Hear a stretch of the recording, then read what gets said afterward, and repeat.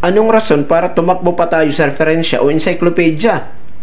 Kung ang kaligtasan naman ay nasa mabuting balita, kung ang kaligtasan naman ay nasa Biblia, sa bawat salita ng Diyos, sa mga utos ni Kristo, andun ang kaligtasan. Tapos gagamit pa tayo ng referensya o encyclopedia. Sabi nga ni Pablo sa Roma 1:16, hindi ko ikinahiya ang magandang balita na may kapangyarihan na makapagliligtas sa mga sumasampalataya, unang-una sa mga Hudyo at sa mga Griego. So ang kaligtasan lamang sa magandang balita, wala sa referensya at encyclopedia.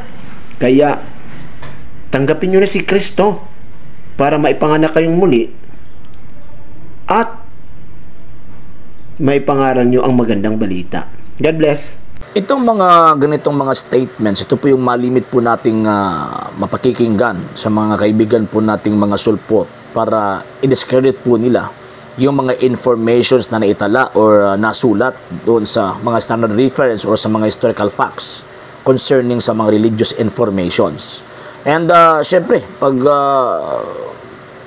meron pong iniiwasan, meron pong tinatawag na hindi gusto sa mga informations na nakasulat sa mga aklat na iyon, so gagawa po yan ng mga maraming alibis. So sabi nila, yun, sa presentation po ng ating kaibigang sulpot na ito, sabi niya, hindi naman po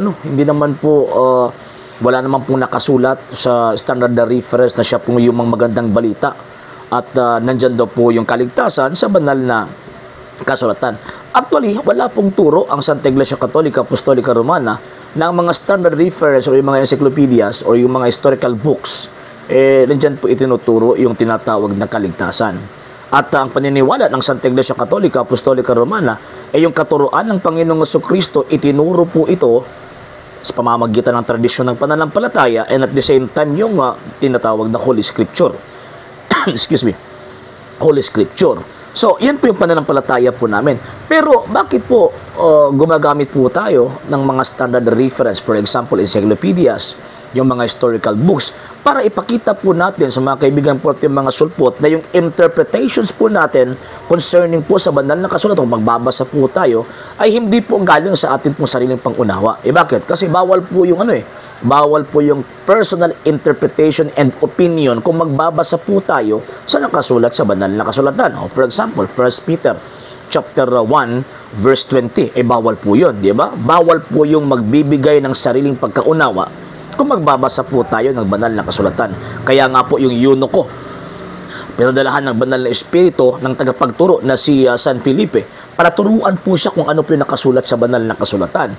So, ibig pong sabihin po niyan, kung tayo po yung magbabasa, wala naman po tayong basihan sa interpretations po natin na tama ba ito or mali ba ito. Ibig pong sabihin, hindi po ito credible and reliable na interpretations kung baga. And hindi po natin alam kung tama ba ito o hindi, kung wala po tayong basis sa interpretation po natin concerning sa pagbabasa po natin sa banal na kasulatan. Wala po tayong tutol na ang nakasulat sa banal na kasulatan, it contains salvation. Yes, at yan, again pinaniniwalaan po namin yan. Pero para masiguro po natin na tama yung interpretation po natin, one of the tools na ma-explain po natin, mapapaintindi po natin maipaintindi po natin yung sinabi ng banal na kasulatan, one of the tools na pwedeng magamit natin ay yung mga historical informations.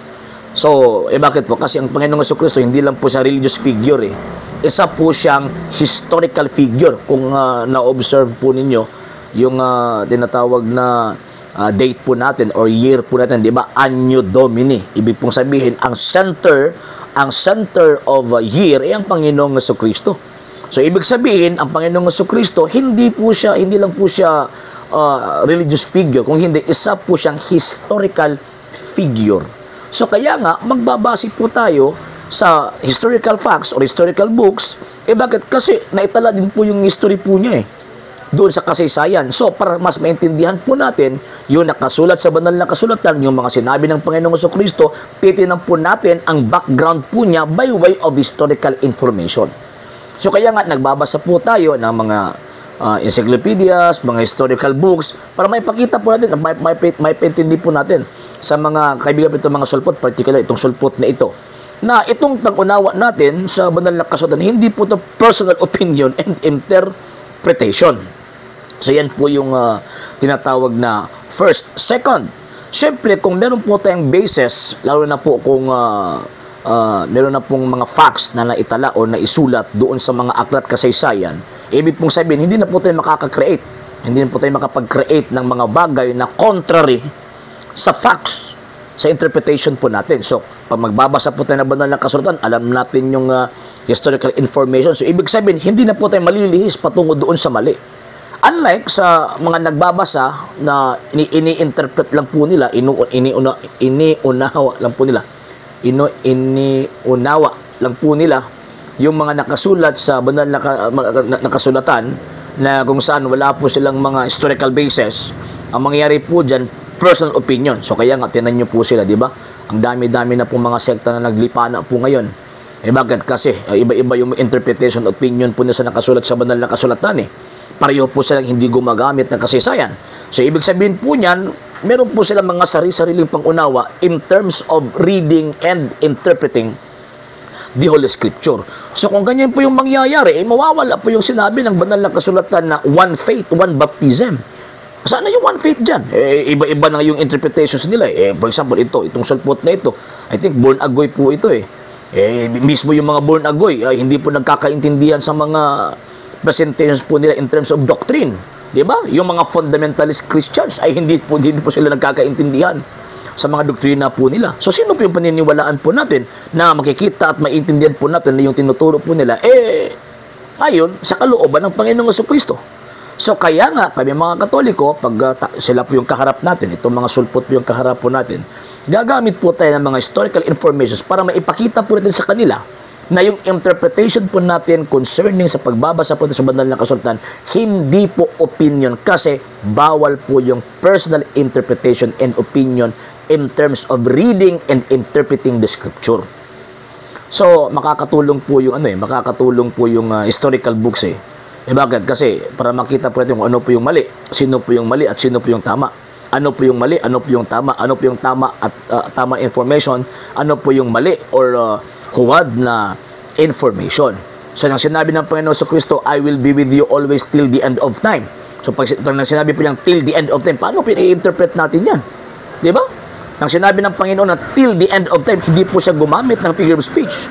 Talagang literal na literal. Nang sinabi ng Panginoon, I will be with you always till the end of time. At ang pangakong ito, hindi po ito nahinto sa panahon ng mga apostol. As long as itong sanlibutan na ito existido, ibig pong sabihin po niyan, yung iglesia po niyang ibinatag, mananatili po siya from the 1st century AD until now. Saan na yan ngayon? Hindi naman po kompleto yung kasaysayan sa nakasulat sa banal na kasulatan. So, kaya po yung reason na nagbabase po tayo sa mga historical informations para makita natin na itong iglesyang ito buhay from the 1st century AD until now. So, itong ginagawa ng kaibigan po nitong sulpot, alibay lang po ito kasi tumatakas po sila, iniiwasan po nila yung katotohanan na ang Iglesia Katolika, Apostolika Romana ay siyang iglesyang tatag ng Panginoong Jesucristo. And lastly, sabi pa niya, dapat daw po tayo maniwala sa banal na kasulatan para matanggap daw po natin ang Panginoong Jesucristo bilang Panginoon at tagapagligtas. Ay matagal na po nang binautismuhan po kami sa ngalan ng Ama, ng Anak at ng Espiritu Santo. Tinanggap po namin ang Panginoong Jesucristo. And at the same time, yung sinasabi na Lord and personal Savior, hindi po yung turo ng Panginoong Jesucristo. Imbento po yun ng mga Protestante. And at the same time, yung katuruan ng Panginoong Jesucristo, hindi po matatanggap natin by way of reading. Matatanggap po natin by way of preaching, by way of teaching. Diba? Romans chapter 10, verse 14 to 15. So, saan po natin makikita yung preacher na yan? Saan po natin makikita yung teacher na yan? Imposible naman po na itong mga sulpot na naglipan na after 16th century. Diyan po natin makikita yung totoong iglesia. No sir, no ma'am. Bakit po? Kasi yung mga sektang ito, kasali na po itong sektang inaaniban ng kaibigan natin, itong niredaksyonan po natin, sumulpot na po after 16th century. So, paano po natin malalaman na yan po yung totoo? Nasulpot lang po sila. Hanapin natin yung iglesia tatag na po yun si Kristo. Bakit? Kasi ito po yung binigyan po niya ng mandato na magturo concerning sa kanyang salita. And ayon sa kasaysayan, yung iglesyang yan, wala pong iba. Ang Santa Iglesia Katolika Apostolika Romana. So, wag po nating i-discredit yung tinatawag na historical information. Bakit? Kasi makakatulong po sa atin yan in terms of interpreting the Holy Scripture. Okay? Sa hindi pa po nakapag-follow sa mga pages po natin, i-follow nyo po yung mga pages po natin. RJ Horolanciano II TV Apolia Punto Argumento page, Kuya Apologist TV page, and RJ's Vlog 2022. And pwede rin po kayo mag-send po dyan ng Facebook stars. And also, sa ating po mga channels, sa hindi po nakapag-subscribe, subscribe po ninyo yung mga channels natin, The Lay Catholic, Apologist International Official, RJ Sano II TV, Kuya Apologist TV, and Barrio Kawayan Religious Forum. And pwede rin po kayo mag-send po dyan ng super sticker, super chats, and super thanks. And maraming salamat po sa mga kapatid at mga Katoliko na ulis pong tumutulong sa programa po natin.